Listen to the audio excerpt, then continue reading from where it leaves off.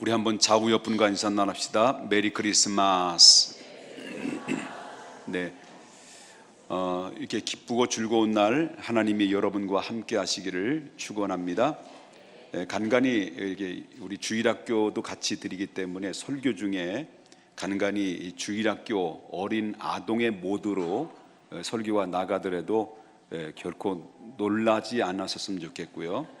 그리고 또 저를 볼 때 목사가 너무 방정맞다라고 가볍게 봐서는 안 됩니다. 제가 이래봬도 체중이 70kg 이상이 나가고 있다는 것입니다. 자, 오늘 지난주에 어제 이어서 이어지는 말씀을 계속 증거하려고 합니다. 여러분, 마귀가 가장 무서워하는 것이 무엇인 줄 아십니까? 마귀가 가장 무서워하는 것은 뭐냐면 예수님이 이 땅에 오시는 겁니다. 예수님이 이 땅에 오시는 것을 마귀가 너무너무 무서워하는 거예요. 사도 요한은 예수님이 오신 목적에 대해서 이야기하고 있거든요. 예수님이 오신 목적에 대해서 요한일서 3장 8절에 뭐라고 나오냐면, 죄를 짓는 자는 마귀에게 속해 하나니 마귀는 처음부터 범죄함이라. 그 다음에 뭐라고 그랬죠? 하나님의 아들이 나타나신 것은 뭘 어떻게 하려고요? 마귀의 일을 멸하려 하심이다 라습니다. 예수님이 오신 그 목적 속에는 여러 가지 목적이 있지만 그 중에 한 부분의 목적은 누구의 일을 멸하려고 하는 거예요? 마귀의 일을 멸하는 거예요. 그러니까 마귀가 너무너무 무서운 거예요. 그 예수님만 옛자만 들어도요, 아우 무서워 그래요. 그만큼 마귀가 너무너무 무서워하는 거예요. 그런데 마귀는 저렇게 이게 주고받아야 저 수준이 좀 맞는 것 같습니다. 근데 여기서 그런데 그 예수님께서 마귀는 우리들보다도 예수님이 누구인지를 너무 잘 알아요. 마귀가 누구를 무서워한다고 그랬어요? 예수님을 무서워했어요. 근데 왜 예수님을 무서워하냐면요, 마귀가 예수님을 너무나 잘 알기 때문에 누구인지를 알아요. 예수님이 어떤 분인지를 아는 거예요. 그런데 여기 보면 예수님께서 회당에 들어간 적이 있어요. 회당에서 하나님의 말씀을 가르쳐 줬어요. 하나님의 천국이 무엇이고 하나님의 말씀이 무엇이고 하나님의 사랑이 무엇이고 당신이 이 땅에 오신 목적이 무엇인지를 막 회당에서 설교를 하고 있는데, 갑자기 회당의 안에 있는 어떤 한 사람이 괴성을 지르면서 예수님께 막 소리를 지르는 거예요. 뭐라고 소리 지르냐면, 나사렛 예수야, 우리가 당신과 무슨 상관이 있습니까? 당신이 우리를 멸하러 왔나이까? 우리를 멸망시키려고 왔습니까? 우리는요, 당신이 누군지 알아요. 무서워요. 이런 거예요. 그러면서 하는 얘기가, 당신은 하나님의 아들이십니다. 마귀의 입에서 예수님을 향해서 하나님의 아들이라는 것을 입을 통해서 고백하게 만든 거예요. 그 정도로 예수님은, 마귀가 예수님을 무서워한 거예요. 예수님이 어떤 분이라는 것을, 예수님이 이 땅에 모든 인류를 구원하기 위해서 이 땅에 오셨다라는 것을 마귀는 너무나도 잘 알고 있었기 때문에 여태까지 그들의 사정권 안에 들어와 있는 모든 인간의 사람들을 예수가 옴으로 말미암아 다 빼앗긴다는 것 때문에 그들은 두렵고 떨고 있었어요. 마귀는 우리들보다도 더 믿음이 좋아요. 여러분, 예수님을 믿으시죠? 하나님 살아계신 것을 믿으시죠? 근데 마귀도 믿을까 안 믿을까요? 믿어요. 마귀도 하나님을 믿는다고 그랬어요. 뭐라고 말하냐면, 야고보서는 이렇게 이야기하고 있어요. 2장 19절에 말하기를, 내가 하나님을 한 분인 줄 아느냐? 잘 아는도다. 그 다음에 뭐라 그랬습니까? 귀신들도 누굴 믿고 있다는 거예요? 하나님이 살아계시다는 것, 하나님이 계시다는 것을 믿고 후덜덜덜덜덜 떨고 있다는 거예요. 무섭다는 거예요. 그러니까 마귀가 누굴 무서워하는 거예요? 예수를 무서워하는 거예요. 그러므로 하나님의 아들인 예수님이 정말 성경에 말씀한 대로 인류를 구원하기 위해서 이 땅에 오신다는 것을 마귀는 알았을까요? 몰랐을까요? 분명히 알고 있어요. 마귀가 이 땅에, 예수님이 이 땅에 동정녀 마리아를 통해서 이 땅에 오실 거라는 것을 마귀는 오래전부터 알고 있었기 때문에 예수가 이 땅에 오는 것을 무서워하고 떨었어요. 그래서 베들레헴에 정말 예수님이 탄생을 했죠. 말구유에서 예수님이 탄생했다는 때였는데, 그때 동방박사들로 인해서 누가 그 사실을 알게 되냐면 유대 왕이었던 헤롯 왕이 그걸 알고 있었어요. 그때 유대 왕이 예수가 태어났다는 그 사실을 동방박사로부터 전해 듣고요, 마귀와 친구였던 이 헤롯 왕이 누굴 죽이려고 했었어요? 예수님을 죽이려고 했던 거예요. 왜? 예수님이 이 땅에 오시면 안 된다는 것을 가지고 알고 있기 때문에 예수님을 죽이려고 이 마귀에 힘입었던 이 헤롯이 어느 정도까지 했느냐면, 마태복음 2장 16절에 보면 그때 당시 예수님이 탄생할 때 그때 기준을 통해서 몇 살 아래를 다 남자아이를 죽였어요? 2살 아이의 남자들을 전부 다 죽였어요. 그 누굴 죽이려고요? 예수님을 죽이려고요. 그러니까 예수님이 이 땅에 오는 것을 마귀가 원해요? 원하지 않아요? 원하지 않는 거예요. 예수님은 이렇게 다시 말하면 2살 아래 죽일 정도까지 예수님이 오는 것을 마귀는 두려워했어요. 그런데 여기서 끝난 게 아니에요. 예수님이 이제 10살이 되고 20살이 되고 이제 30이 되셨을 때, 예수님께서 그 공생애를 시작할 그때 본격적인 사역을 시작하기 위해서 예수님께서는 어디에 가서 금식을 하냐면 광야라는 곳에서 40일 동안 금식을 하셨어요. 40일 동안 금식하는데 그때 금식하는 그 자리에 또 누가 나타난 거예요?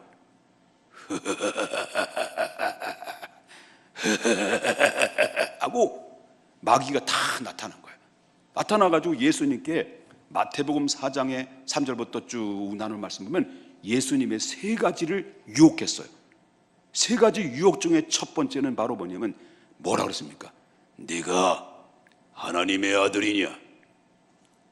그렇다면 이 돌덩이를 떡덩이로 한번 만들어 봐라. 그랬단 말이에요. 돌들을 뭘로 만들라는 거예요? 떡덩이로 만들어라. 네가 그렇게 하나님의 능력이 많다며? 능력이 많다면 네가 하나님의 아들이면 증명해봐라. 떡을 만들어봐라. 뭘로? 돌로. 이렇게 은근히 누구의 말을 듣도록 유도를 한 거예요. 마귀가.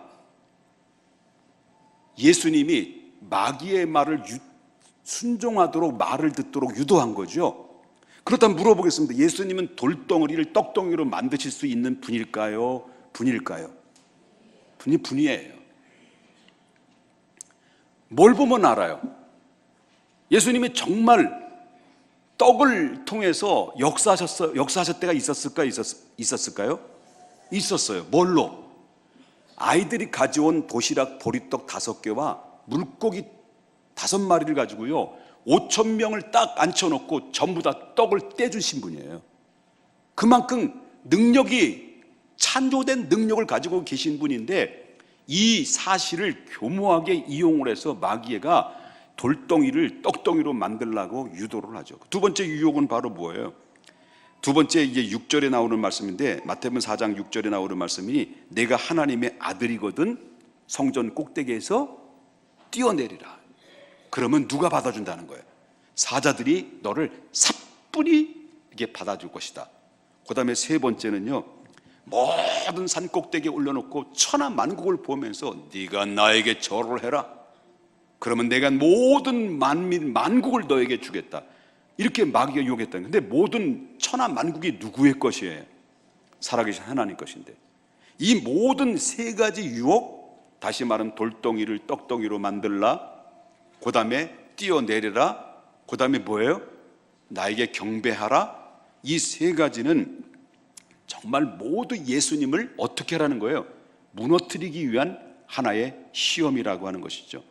어떻게 하면 이 마귀가 이 예수 그리스도를 통해서 하나님의 백성들이 죄와 죽음에서 구원하지 못하도록 얼마나 마귀가 그렇게 예수님이 오시는 것을 방해했는지 모른다는 거죠.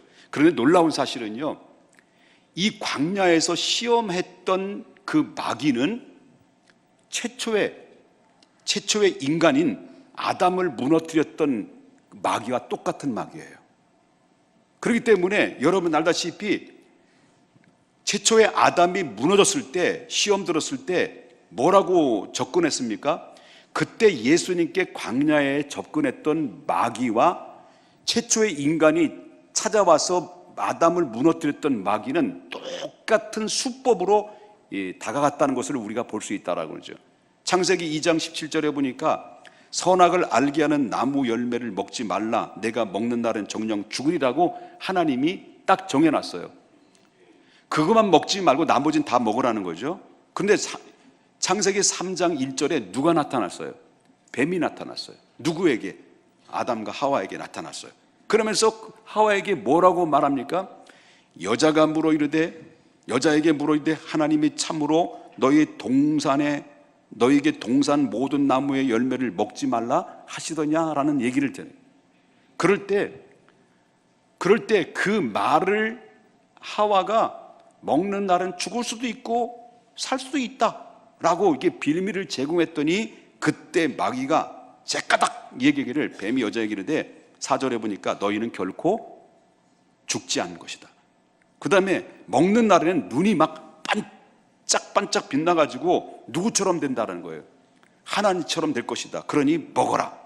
그러니까 하와가 그 소리를 듣고 눈을 번쩍 떴더니 거기 앞에 있는 하나님의 금지한 열매가 딱 보이면서 눈이 밝아지면서 보암직하기도 하고 먹음직하기도 하다 결국 그 나무를 해서 선악을 알게 하는 선악과를 따먹고 그리고 누구에게 줍니까? 자기 남편에게 주죠. 결국은 아담과 하와는 누구의 말에 순종을 했어요? 하나님의 말씀, 언약의 말씀을 귀 기울이지 않고 바로 마귀의 말에 귀를 기울임으로 말미암아 인류의 죄를 만들어내는 원조가 된 사람이 누구냐면 아담이라고 하는 거죠. 이와 같이 인류의 시조인 아담에게 나타났다는 마귀와 그 다음에 예수 그리스도를 탄생했었을 때 그때 헤롯을 통해서 나타났던 마귀와 예수님이 40일 동안 금식을 했을 때 그때 나타났던 마귀와 똑같을까요? 다를까요? 똑같은 거예요. 그 마귀의 역사는 똑같았던 거예요. 그런데 놀랍게도 그 마귀는 오늘날에도 동일하게 왕성하게 우리가 활동하고 있다는 사실을 알아야 됩니다. 이 마귀는 오늘날 우리가 살고 있는 이 시대에 예수 그리스도가 이 땅에 구원자로 오셨다는 사실을 아주 철저하게 은폐시키려고 하는 의도가 얼마나 많이 있는지 모른다라는 거죠. 여러분 물어보겠습니다. 성탄절의 주인공은 누구일까요? 예수 그리스도이십니다. 여러분들도 믿으십니까? 그러나 마귀의 전략은 뭐예요? 마귀의 전략은 성탄절의 주인공을 바꾸는 거예요. 교체시키는 거예요. 이게 마귀의 전략이에요. 그래서 이 구원받아야 될 자들이 예수 그리스도의 시선을 빼앗기도록 만드는 거예요. 하나님의 말씀을 들어야 될 백성들이 하나님의 말씀을 귀 기울이지 못하게 만드는 거예요. 그래서 매년마다 성탄절이 되게 되면 어김없이 찾아오는 주인공이 있죠. 예수님 말고 주인공이 또 있죠.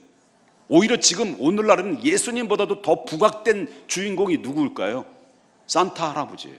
산타크로스예요. 여러분 사슴이 끄는 썰매를 타고 그리고 선물 한 수 없는 보따리를 싸매들고 그리고 굴뚝을 타고 그리고 아이들에게 선물을 제공한다라고 하는 이 산타크로스 할아버지가 바로 성탄절에 어느덧 주인공의 자리에 탁 올려놓은 거예요. 이게 누구의 전략인 줄 아십니까? 마귀의 음모예요. 하지만 꼭 알아야 될 것은 성탄절의 주인공은 누구예요? 예수 그리스도예요. 산타크로스는요 중세 시대에 가난한 자들을 도와주기 위해서 활동했던 자선사업가예요.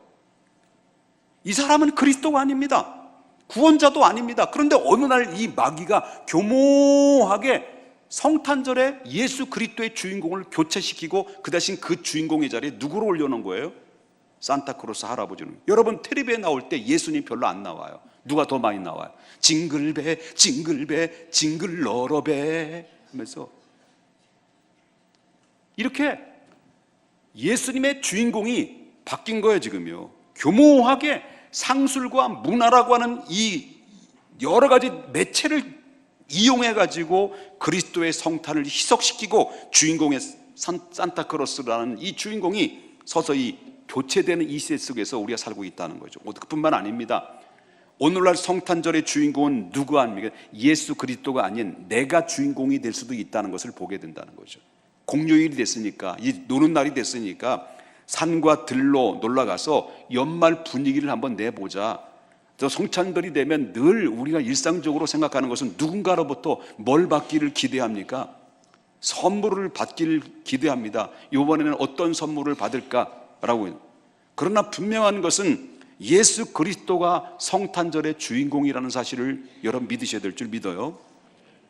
여러분 우리는 어떤 사람들입니까? 저와 여러분이 어떤 사람들입니까? 예수 그리스도로 말미암아 값진 구원의 은혜를 받은 사람들입니다. 그래서 여러분 에베소서 2장 8절에 보니까 너희가 그 은혜로 인하여 믿음으로 구원을 얻었나니 이것은 너에게서 난 것이 아니라 누구의 선물이라 했습니까? 하나님의 선물이라고 그랬습니다. 이제는 우리가 도리어 인간을 구원하기 위해서 생명을 바치신 예수 그리스도께서 우리가 어떻게 됩니까? 감사의 선물을 드리는 날이 어떤 날이냐? 바로 오늘이라고 하는 거예요. 그렇다면 예수님의 탄생을 기념하는 날에 우리가 하나님께 드려야 될 값진 선물이 무엇일까요? 다른 게 아닙니다. 성탄절에 헌금을 많이 하라 이게 아니에요. 헌금보다 더 중요한 게 바로 뭐예요? 성탄절이 되면 전례에 따라서 헌금 봉투에 나눠주면 거기서 헌금을 해서 예수님의 탄생을 기뻐하고 즐거워한다. 이것만이 근본적인 주된 목적이 아니고 본질이 아니래요.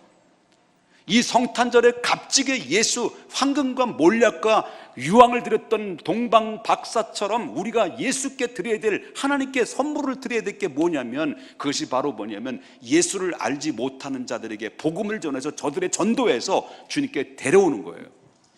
그리고 이 세상에서 가장 하나님이 기뻐하시는 것이 뭡니까? 그것이 바로 하나님 앞에 거룩한 산제사로 예배를 올려드리는 거예요.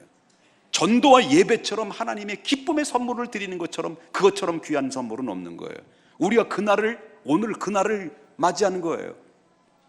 혼자 오셨죠? 전도 안 하시고요. 여러분, 그렇기 때문에 오늘은 전도와 가장 기뻐하시는 예배로 예수의 탄생, 당신이 이 땅에 오심으로 말미암아 우리가 구원받았습니다, 그래서 감사합니다라는 고백이 담겨져 있는 이 성탄절이 돼야 되는데, 성탄절의 의미는 지금 많이 사라지고 있다는 거죠. 우리는 지난 시간에 마리아와 약혼한 요셉에 대해서 말씀을 나눴습니다.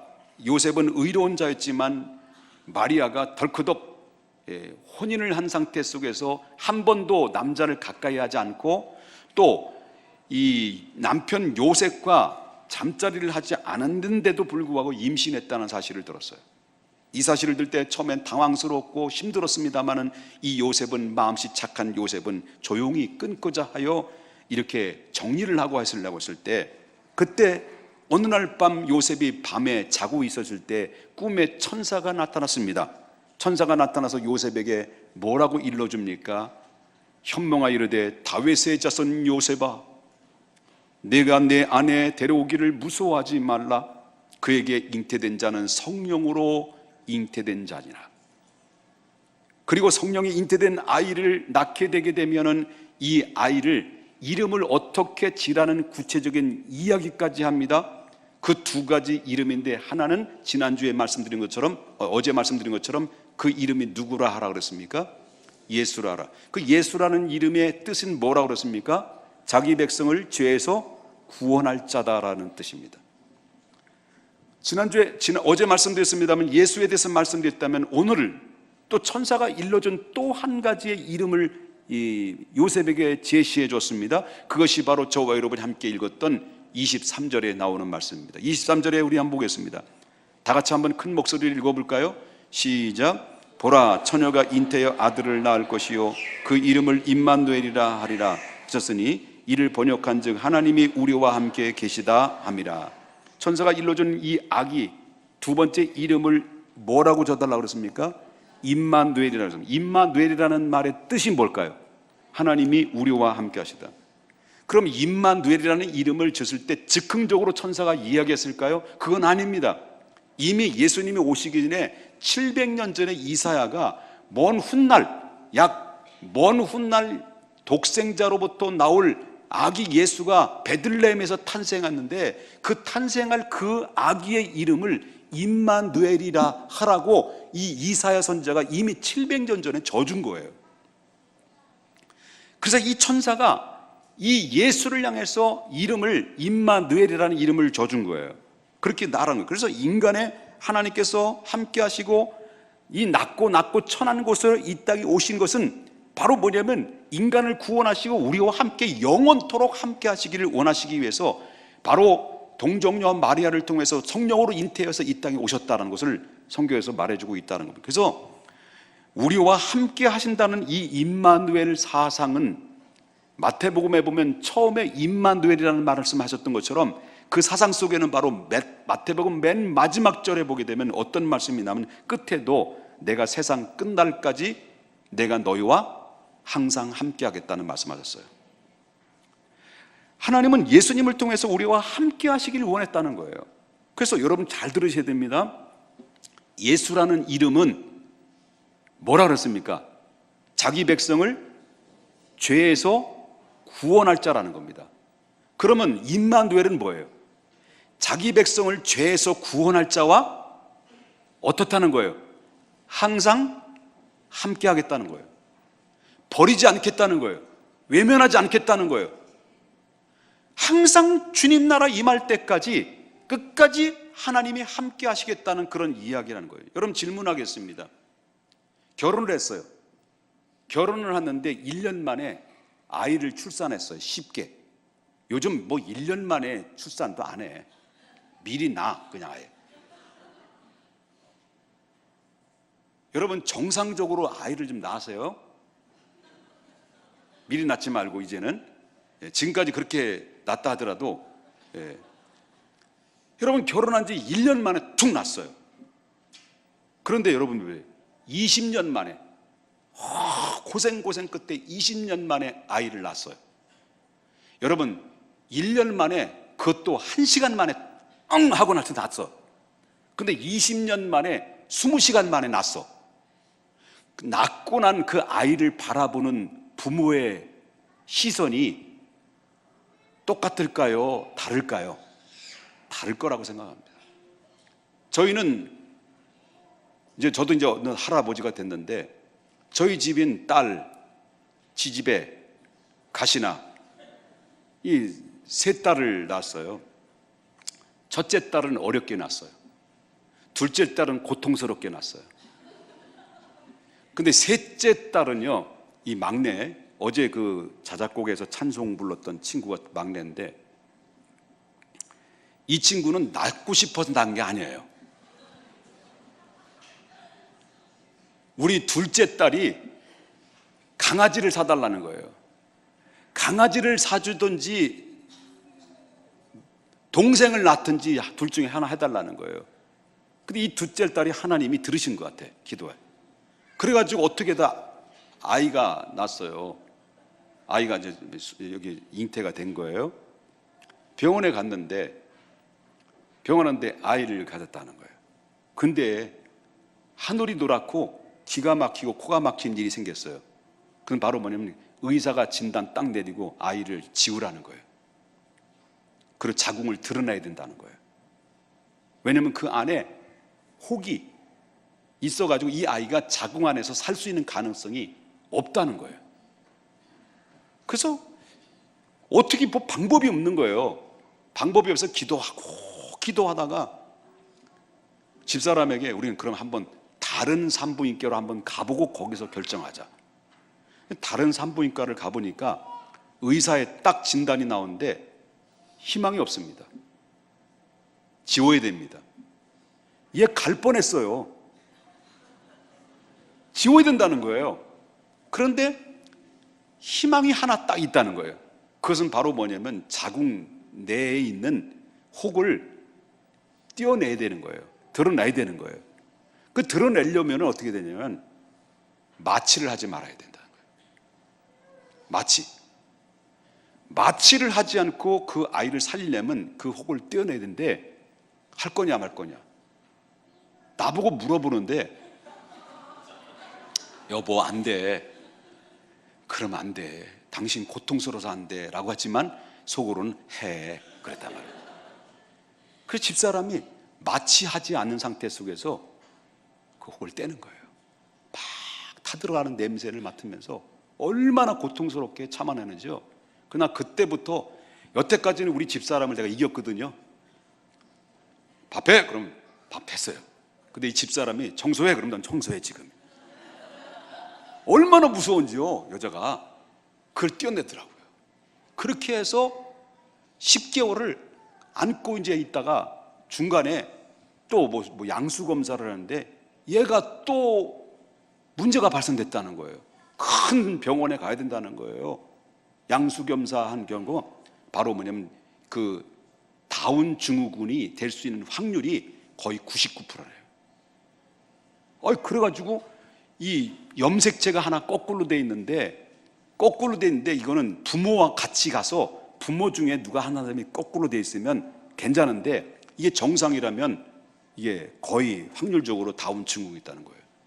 그래서 또 뭐 검사해라, 뭐 검사해라, 피 검사해라, 이렇게 해가지고 결국은 어차피 다운 증후군이고 그걸 하여튼 생명은 하나님이 주신 거니까 나야지. 그렇게 해가지고 그냥 그 검사 받을 거를 하나님께 감사원금을 하고 주여 믿습니다 할 때 믿는다고 고백을 했지만 여러분 그 믿음이 얼마나 믿음이 좋았을까요? 여러분 조마조마한 가운데서 10개월 만에 정말 가슴 졸이면서 그 10개월 만에 그 아이를 놓고 얼마나 많이 기도했는지 몰라요. 하나님 제가 아무래도 좀 약간 좀 이상한 짓을 하는 거 보니까 제가 염색체 거꾸로 돼 있는 것 같습니다. 하나님 좀 봐주십시오 해가지고 그래 어렵게 이 아이를 내 40에 누뚱이를 낳는데 낳고 딱 보니까요 나오는데 입이 막 이만한 입이 열리면서 울어대는데 그리고 손가락에 10가지가 다 있고 발이 10개 있고요 코도 2개 뚫려 있고요 눈은요 안 보여요. 눈이 이렇게 별로 안 커가지고 그러면서 나오는데 저는 나오자마자 뭘 봤냐면 발가락, 손가락 그리고 코 막 이런 걸 다 봤어요. 그러면서 하나님 앞에 얼마나 감사한지요. 그리고 어렵게 나니까요 그 아이가 너무 이쁘고 사랑스러운 거예요. 그래서 결국 어떻습니까? 이 아이는요 지금까지 자라면서 매를 딱 한 대밖에 안 때렸어요. 아니 2대다. 세 번이 아니라 딱 한 번에 3번 때렸나 뭐 그래서. 그럼 우리 둘째 큰 아이들은요 매를 많이 맞았어요. 근데 왜 그렇게 때리려고 해도 웃음이 나오고 사랑스러워서 불쌍해서 못 때리겠는 거예요. 왜? 누뚱이인데다가 어렵게 출산한 이 아이가 너무 소중한 거예요. 마찬가지예요. 예수님은 여러분들을 이 땅에 오셨어요. 그 이름을 뭐라고 줬어요? 예수라고 줬어요. 예수라는 이름이 뭐예요? 예? 자기 백성을 죄에서 구원할 자라며 여러분들을 구원하시기 위해서 예수님은 얼마나 아프셨을까? 얼마나 아프셨나? 그 다음에 몰라요. 잊어버렸어요. 여러분들 진중하게 쳐다보시는 바람에 얼마나 조롱을 받으며 채찍을 맞으며 골고다의 언덕에 올라가서 못 박히는 그 과정 속에 얼마나 고초를 당했습니까? 이런 모든 고난과 고초 속에서 여러분들이 출산한 사람들이에요. 거듭난 사람들이에요. 하나님의 자녀가 된 사람들이에요. 그러니 여러분 보세요. 이렇게 어렵게 낳은 그 20년 만에 여러분 보세요. 정말 내 친구 목사님이 결혼을 했는데 자식이 없는 거예요. 10년이 됐는데도. 그래서 하다 못해가지고 결국 어떻습니까? 별 방법 다 했어요. 이렇게 그 있잖아요. 예? 수양관? 별 방법을 다 동원을 했는데 아이가 없는 거예요. 그래서 결국 10년 만에 누굴 들였냐면 양녀를 들여서 키운 거예요. 근데 그리고 나서 3년 후에 아기가 생긴 거예요. 그래서 텔레비에 아침마당 근혜분만 그때 나왔어요. 목사님 부부, 내 친구 목사님 부부가 나와가지고 근혜에서 근혜태다가 애 낳았다고. 그래가지고 나왔는데 이 목사님이 나중에 그 친구 목사님이 저한테 이렇게 만나서 얘기하더라고요. 야, 김 목사, 여태까지 아기가 없을 때는 양녀가 너무너무 사랑스러웠는데, 너무너무 이뻤는데, 정말 진짜 내 아이를 낳고 나니까 내 아이는 보이고 이 아이는 안 보이더라는 거예요. 아이는 안 보이더라는 거예요. 이게 바로 사람의 마음이에요. 근데 여보세요, 어렵게 여러분 예수 그리스도를 이 땅에 보내셔서 정말 십자가의 골고다의 고통 속에 다 값을 대신 지불해 주시고, 그 대신 여러분을 그리스도 안에서 몸값 주고 여러분 대신 구원해서 하나님이 여러분 살려냈는데, 그 살려낸 여러분이 구원받은 사람들이 하나님이 보실 때 여러분은 얼마나 사랑스러울까요? 여러분 얼마나 여러분들을 사랑할까요? 이해되셨습니까? 그 사랑을 이해합니까? 늦둥이 낳는데도 불구하고 어렵게 낳은 그 아이가 너무너무 사랑스럽고, 그리고 자기가 태어난 거에 대해서, 이 세상에 태어난 거에 대해서 너무 감사하대. 요즘 아이들은 왜 태어났습니까? 내가 엄마 왜 나를 낳습니까? 하는데 이 아이는요, 이 세상에 나를 태어나게 하신 하나님께 감사하다는 거예요. 이 막내딸이 지금 자랑하고 있는 거예요. 그런데 여러분 어때요? 우리를 거듭나게 하신 하나님, 예수 그리스도를 피값 주고 세웠는데, 그리고 우리를 하나님이 자녀로 삼아주셨는데 그 자녀를 내버려 두겠느냐는 거예요. 우리를 얼마나 사랑했느냐는 거예요. 그래서 임마누엘, 하나님은 우리와 함께 하신다. 믿습니까? 그래서 사도 바울은 이렇게 합니다. 하나님이 우리를 향한 사랑이 어느 정도인지 로마서 8장 31절에 그런즉 이 일에 대해서 우리가 무슨 말을 하리요?